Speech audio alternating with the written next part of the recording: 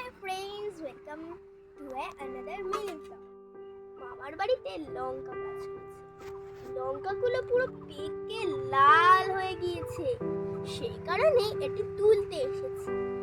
অনেকগুলো হয়েছে। প্রত্যেকটা ডালে মনে হচ্ছে পাতার থেকে লঙ্কা বেশি। চলো তাহলে তুলে নিই।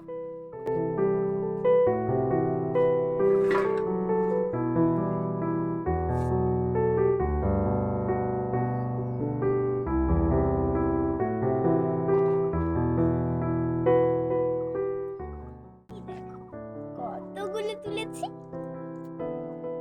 আমার মুঠোই ধরছে না। একটা গাছে যে এতগুলো লঙ্কা হয় আমি তো জানতামই না।